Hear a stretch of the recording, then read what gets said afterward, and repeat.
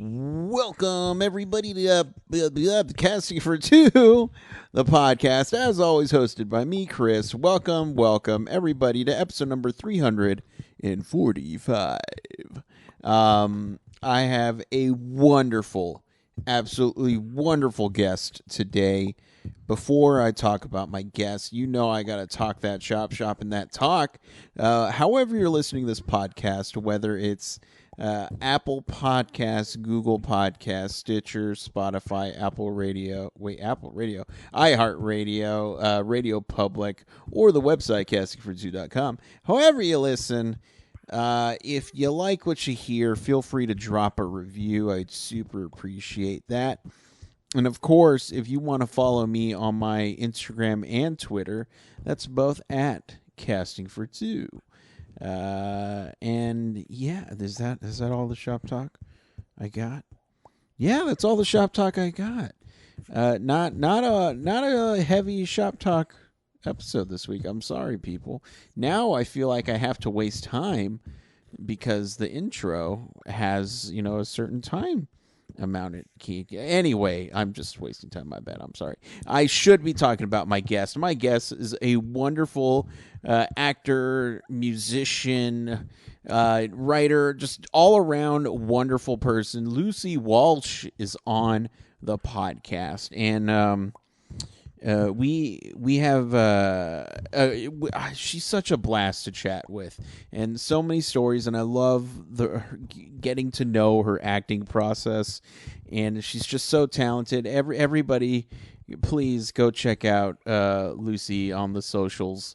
Links are in the description, of course. But you know what? I'm done talking because we got to get in this episode. I want you to hear me chatting with Lucy. All right, people? So everybody sit back, relax, and Chris, cue the music, please.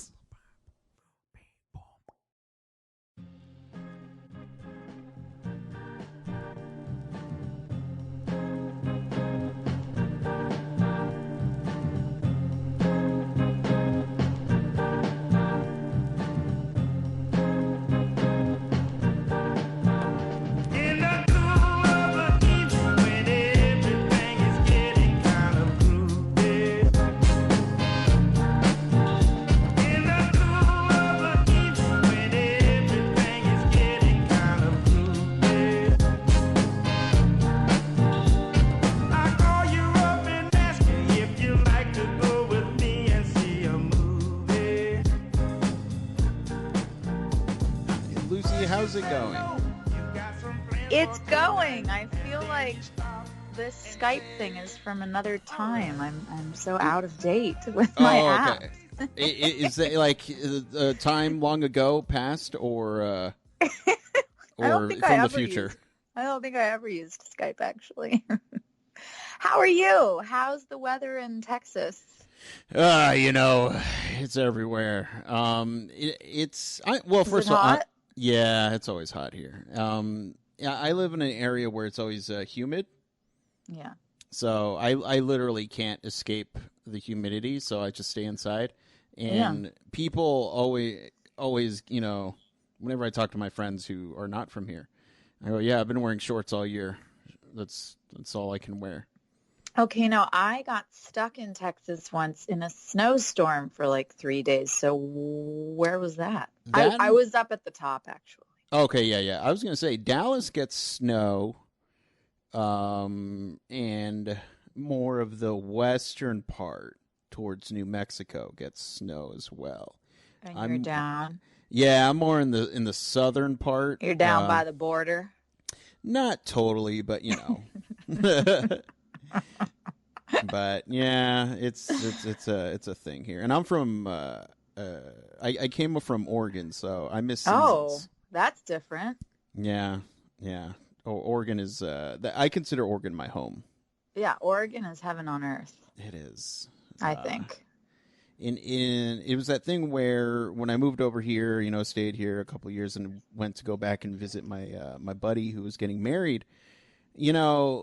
I don't want to say I acclimated to the Texas weather, but we were all dressed up in tuxedos, and everybody was fanning themselves, and I was just standing you were there. fine. I was like, get under a tree. You'll be fine. This is nothing. Yeah, Settle seriously. down. I know. Humidity makes you a badass. It does. And, I went to Florida at the beginning of the summer, and that's even worse. Oh, so, yeah. But it set up my whole, I guess Texas isn't that bad. Yeah. Well, I'm in nice California with zero humidity. That must be nice. It's always nice where, like I said, stand in the shade, you'll be fine, because shade actually does something for you. It's actually cool in shade. There's something to that shade. You're right. Here, shade will help you. None, like zero. But I wish we had humidity here, because the dry is not good for your voice and your skin. It's actually hard on your body. Humidity helps you. Okay. Anyway. So what sort of things do you do to take care of them vocal cords? I keep quiet a lot of the time. I don't really speak unless I have to, for many reasons, but protecting my vocal cords being one of them. And I drink a lot of water. Okay. I try to eat pretty healthy, because sugar and, dairy products and bread can really mess with your voice. So anytime I'm getting ready to do a show, I just keep my mouth shut, drink my water, and eat my vegetables and my protein. There we go. You haven't learned how to do sign language, have you? I actually do know sign language, funny enough. I took it as my language in high school. It actually counts as a foreign language now in schools. There we go. Yeah. Okay. Yeah, man, but no one else knows it, so I can't ever speak. I can't ever use it. or they if you use it, she's making stuff up. Nobody knows it. I mean, at least the people I'm around. Nah, that's okay. That's okay. But so this is a loose show, as you can see. Yeah. Congratulations. We're just how many episodes have you done? Oh, geez. I think I'm around 340. And you love it? Yeah. You just got the idea, you wanted to talk to people, and you just started? Yeah, honestly, that's pretty much how it happened. I've been podcasting in general for about 8 years. And then this show is 6 years old. And it's always funny when people ask me how did I get started. I was like, well, I just started. That's the way to do it. Yeah, I don't have an answer for that. I just started doing it. What kind of people draw you to want to speak to them? Anybody in particular? Did it start with just musicians or just bug collectors or what? Yeah, only bug collectors. That's why you're here. No, I went to film school and I have a degree in film. So I am more attracted to, filmmakers and actors and people like that. But also I do play an instrument, and I have for a majority of my life. And which instrument? I play the drums. Nice. And I enjoy it. And music has always been an escape of mine. But mainly, any kind of artist, I'm always just interested in chatting with. So yeah, I know, me too.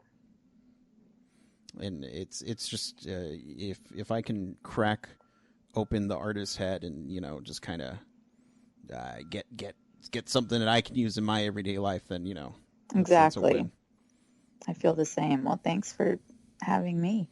Thank you. Of course, but. I know I told you that it was going to be a loose chat, but I lied. Oh, okay. I ask hard-hitting questions, and the next question I'm going to ask you is going to tell me everything about you, so no pressure. Woo! No pressure. Hang on. All right, I'm sitting down. Go ahead. All right. How much sleep do you need to function throughout the day? 5 hours. Okay. Yeah, I can't stay in the bed. I can't stay in the bed after 8 a.m. If I stay in the bed after 8 a.m., I have a panic attack. I really don't like it. Okay. Uh, there's something about missing hours of daylight that really freaks me out. I feel like I should be doing something. Okay. Are you the type of person who, when it's time to go to sleep, is it hard to turn off your brain and just relax, or do you have like ideas constantly floating around you? Yeah, it's really hard for me to turn off my brain. I have very irregular hours because I'm an Mm, actor mm, and a musician, and so we're kind of traveling gypsies in that way. We're always getting out of rehearsal at the theater or a band rehearsal or a show or something around 2 a.m. and then I can't go right to sleep. There are certain people that can just lay down and they're out. Can you do that? Sometimes it depends. Like last night, I laid down and was ready to go to sleep, and then my eyes were just went up, and I didn't end up going to sleep till like 2 a.m. because I was Laying just there. awake. Yeah. I know. Yeah, I have to read or watch something. And I do have a lot of ideas in bed. It Mm. took me a long time, not a long time, it took me a couple like major ideas that I'd have while I was half asleep, and then I'd think, "Oh, I'll remember that." Right? And Yeah. then and then you don't, and then you're so mad at yourself. So I started sleeping with my journal in my bed and a little voice recorder because I'll be in a dream and I Yeah. mean, I've dreamt full songs before and you just never know when it's going to come. So I have to keep myself armed at all times with my recording devices. No, I totally get that. I like to do short films and stuff like that. So I'll think Yeah. of a short film idea or the ending of one that's been in my head, Yes. and then I'll just tell myself, it's important. I'll remember it, and of Yeah. course I don't because I So don't want to get up. where do all those ideas go, I wonder? There must be a some astral plane where they're all just floating around.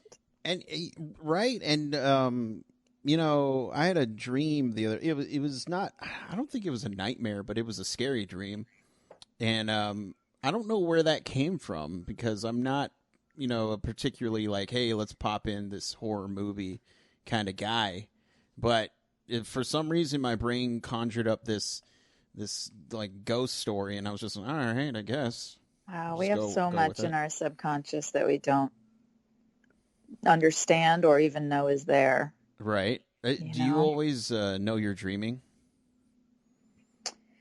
when you're asleep? That is.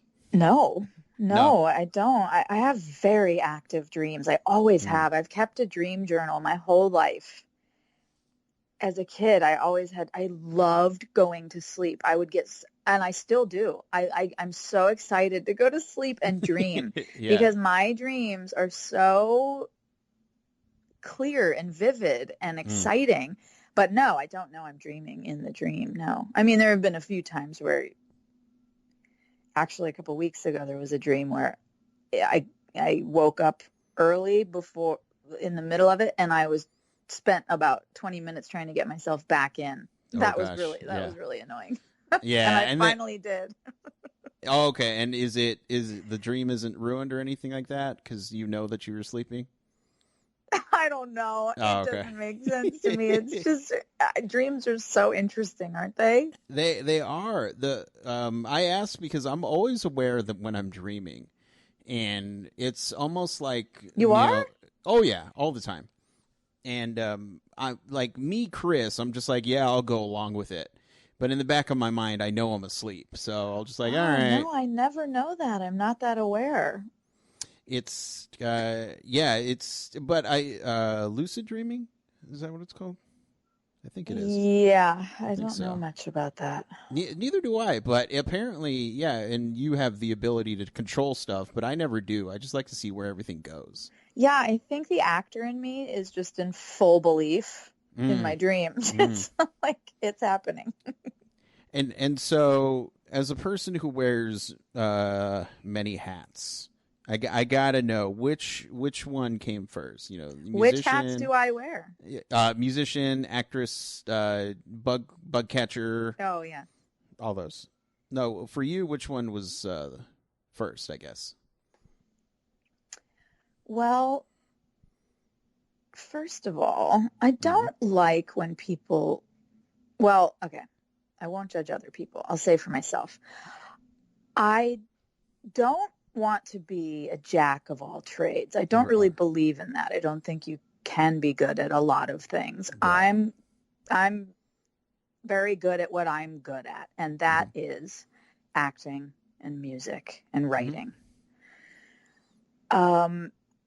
It's hard to know which one came first. To me, in my life, consciously, acting. Okay. Unconsciously, it was music. Because before I was born, my dad would play classical music from a speaker onto my mom's tummy. Aww. And right when I was born, he took me away from her into the next room and he turned on a symphony that I'm forgetting which one it was right now.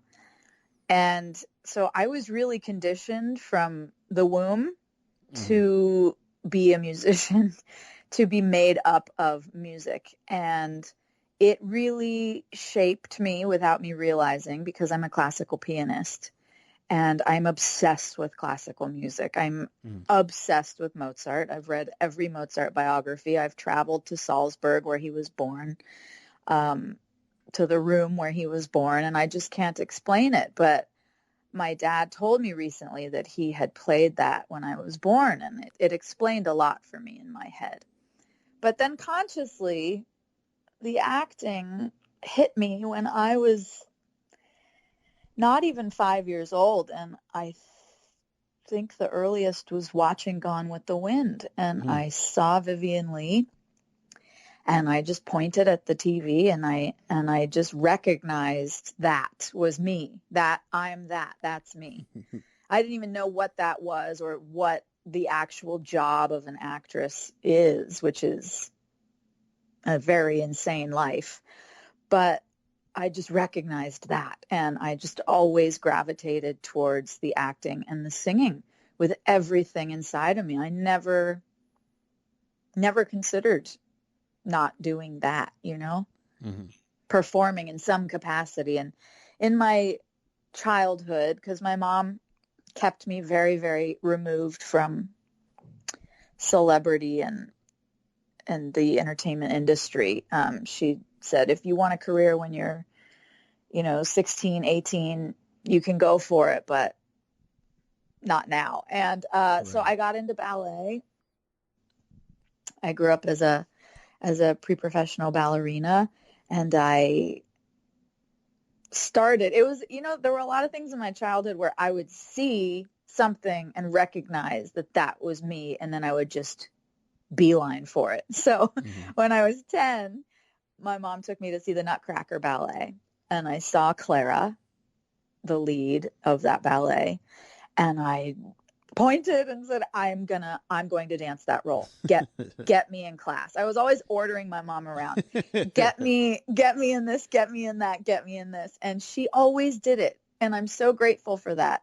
She never pushed anything on me that, never pushed sports, never pushed math, the things that I'm horrible at and have no business doing.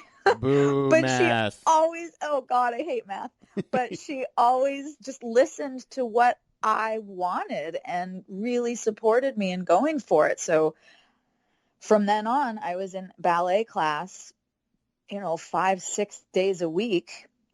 And that was from the time I was 10. And then when I was 17, I broke my knee in a fall while I was dancing. And it was horrible. It was like I needed surgeries, and I was taken away by ambulance. And that was my last year with my ballet company where I could have danced the role of Clara. And that was in May. I got into physical therapy. I got myself healed enough to where I could dance. I auditioned for the role in like September, and I got the role of Clara, and I danced it that year. And then I had to quit dancing because my knee is so screwed up that I just was in so much pain. But I'm really proud of that because it meant a lot to me. And I'm grateful for, having a lot of moments like that in my acting career and my singing career, where it's been things that I saw and I wanted and I went for. And, that's a really good feeling. You don't always get that in life. Right. Sometimes we have to do jobs. We have to take things for money or, for this and that you don't really feel passionate about. But when you do get the chance to do something that really fulfills you, it's so exciting. And yeah, you got to go out on, like a cool childhood promise. Yeah, I did. I didn't want to continue as a professional ballerina, but that came full circle for me. Absolutely. Nice. I was watching a Patrick Swayze documentary earlier this week, and it was literally, I don't want to say just like your story, but literally he, was into ballet, and he shattered his knee. He had to have surgery 4 times on it, and then he just was like, look, I can't do this anymore. He was an incredible dancer. Oh, the Swayze dog. And,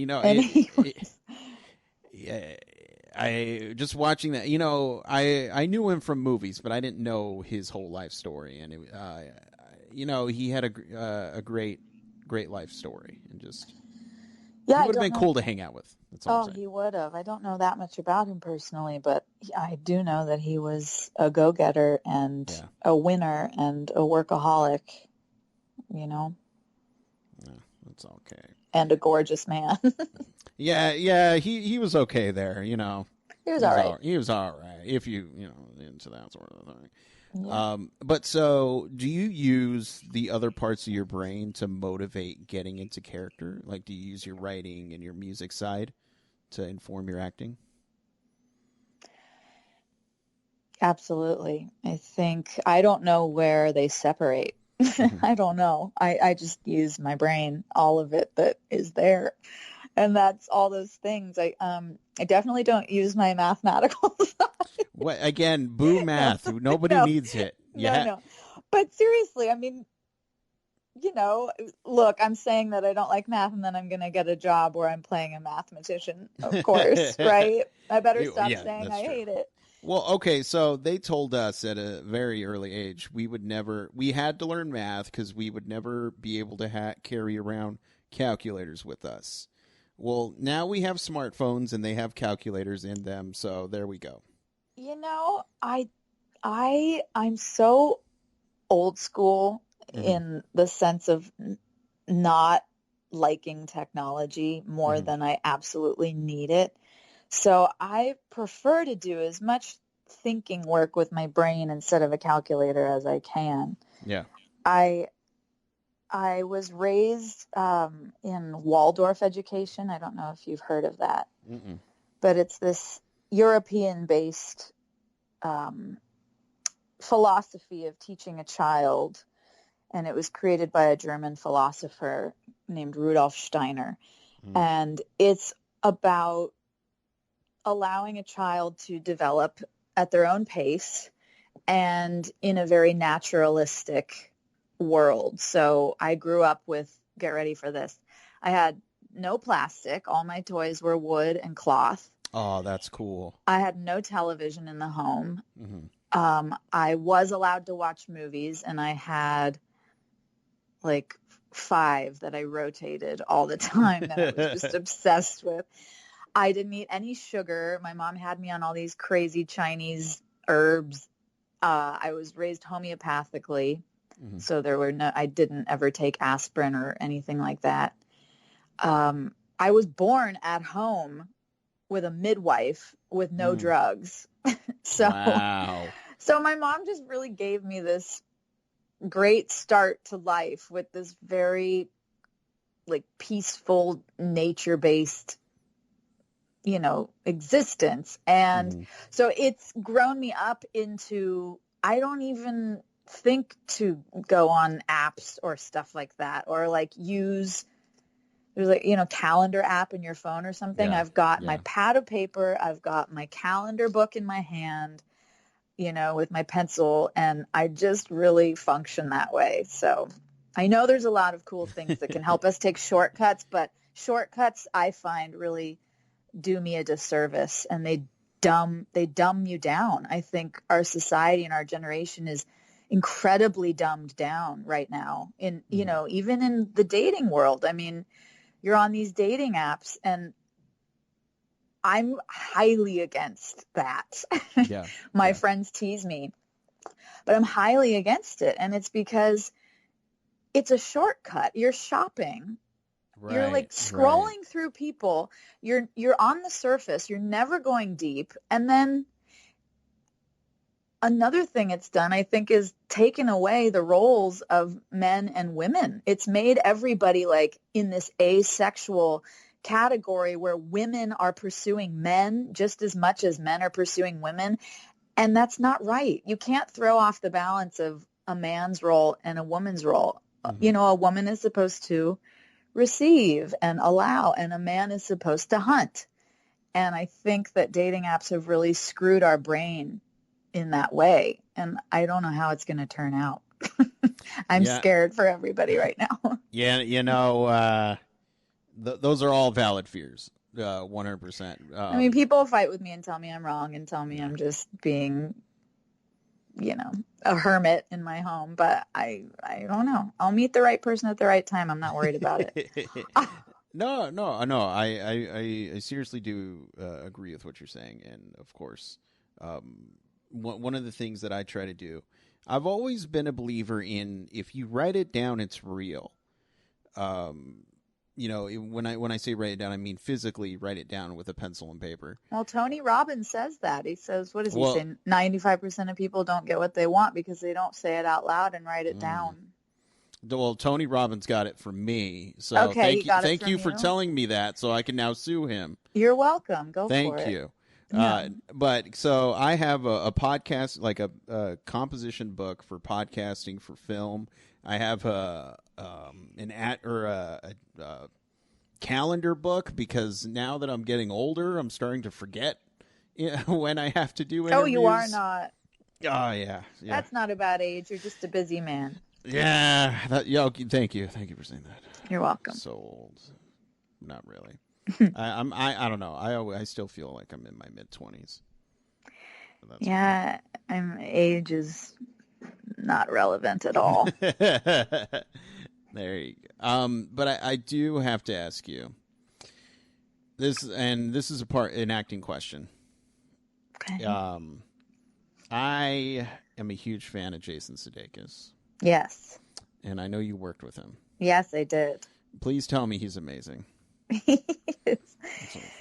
Yes, I played opposite Jason in Gary Marshall's final film, Mother's Day, with Julia Roberts and Jennifer Aniston and Kate Hudson and Timothy Oliphant. But yes, Jason and I had the bulk of my scenes together, and it was a great experience. I learned so much from working with him and working with Gary, because Gary comes from the world of television. He comes from the sitcom world. Right. He created Happy Days and Mork and Mindy and Laverne and Shirley, and he moves very quickly. And every director is going to be different. Some directors you'll get 50 takes. Some directors you'll get one take and you're moving on. And that was Gary. And Jason comes from Saturday Night Live. Yeah. So he moves quickly too. And so I'm theater trained, to do whatever is required. I've done a lot of Shakespeare. I've done a lot of comedy. So I was prepared when I got to that set to just kind of take whatever was going to be thrown at me, which is what you have to be trained to do. Right. And every day before our shoot, Gary and Jason and myself and the writers would huddle around the camera and talk about the scene and talk about the script and throw ideas back and forth. And they really allowed us to have our own input and, bring ideas to it, which is great, which you also don't sometimes get. Like Quentin Tarantino won't allow you to change a single word. Right, right. Neil Simon, there's a lot of writers like that. But these writers did want that input. And so Jason and I really went head to head in that way. And that was exciting for me and very scary because I was a little intimidated, but I forced myself to speak up and contribute. And a lot of our ideas ended up in the movie. And so it was a great experience. It was really fun. And he was lovely and really kind to me. He's a smart ass. He's a smart ass guy, and he doesn't suffer fools. And he just really kind of makes you work for it. He's not the one that's gonna, start a big conversation with you. But I really liked him, and he just cracks me up. What I was gonna say was when I first got to set, my first scene was with him, and it was actually one of the final scenes in the movie where he's doing karaoke at a party and he falls off the roof and breaks his leg. Yes. And we had this dialogue to do, and we'd never met, but we were playing like best friends in the movie. And so I walk onto the set. There's about 200 people on the set. Hi, nice to meet you. Jason and I are introduced. We shake hands, and it's action, and we have to be best friends. So that was quite interesting. But that happens a lot with film. It's shot out of sequence, and, you're meeting your co-star right before action. It's a pretty crazy ride. And so for you, what is what to you is a perfect role? It doesn't have to be anything you've played or, somebody you want to play in the future or a role that already exists. You mean what would make a role perfect, or name a role that I think would be perfect? What is your ideal character? Well, I think the ideal character as an actor is one where the story of who they are as a person matches the story of you as a person. You're not playing yourself, but you are bringing your story to that character, right? Right. And I think that roles that we remember that have become iconic are when that happened. Whether it's Matthew Broderick playing Ferris Bueller, or Sean Penn playing his guy in Fast Times, Hilary Swank in Boys Don't Cry, and Charlize Theron in Monster. All these roles where the person emerged, it's because something about their personal story connected them with this character's personal story. Right. So that's what we're always in search of as an actor. You're lucky if you find that in your career. You can work an entire career and never experience that. And that's something that my acting coach, Gloria Gifford, and I really work on a lot, that acting is not about getting on camera and opening your mouth. It's about who you are as a person. It's about developing yourself as a person, because you bring all that to the table. You can't hide. And a role that exists that I think would be a perfect role I would love to play. It's already been done by many, many, many masterful actresses, but I would love to play Elizabeth. Okay. I would love to play Elizabeth. Okay. Yeah. Let's see. Is now. I don't. I love a good horror story. I do too. And there's nothing more horrific than going in for an audition. So I'm wondering if you have any audition horror stories. Yes, I could write a book of audition horror stories. Yeah, it's so funny to hear so many famous actors share their audition horror stories because you always think you're alone in them, and then it's nice to hear that you're not. Right, But right. um, one I had, oh my God, one I had, I walked into this audition and it was for a television show, and one of the producers in the room was a man that way back in my life, a long time ago, I had lost my virginity to him. There we go. Okay. Okay. And needless to say, it threw me for a loop. And Yeah. yeah, that was crazy. Did you just what did you was there this moment where you guys just stopped and looked at each other and was just okay? It wasn't that poetic, but Okay. it was more like me freezing and thinking about running out the door again, but then forcing myself to move and talk. And he was very kind and nice and, gave me a big hug and tried to There. make me feel as comfortable as possible, but it was very awkward. Yeah, yeah. Oh yeah. No, I can see how that'd be awkward. Yeah. No, that's yeah, no. I have no words. That you Yeah, take the cake so that's a good far. one. It's a good Yeah. one. Yeah. But for the people at home who would like to keep up with everything that you do, on the online, that is, where can they follow you? You can follow me on Instagram and Twitter. I'm the Lucy Walsh. And I've got a lot that's happening. I've got a concert coming up that I'm performing at this great club in Westlake Village called Bogies. Mm. And Westlake is where I went to high school, so it's a big homecoming for me. It's going to be a great night. And that's on September 3rd. Mm. But I'm on Twitter and Instagram and got a lot of acting projects, a lot of new music happening, and keep in touch. There we go. There we go. Lucy, thank you so much for chatting with me. I hope this was painless. It was very fun. Thank you. You made me remember some things I hadn't thought of in a long time. Well, good, good. Now, I'll let you go and take care of them pipes because I don't want you. Yes, I have to quit speaking. I have a show in Yes, 2 weeks. exactly. You're just gonna, This was sit in my silence. final swan song before I go silent. Well, I appreciate you Yes, you should wasting feel your very time special. on me.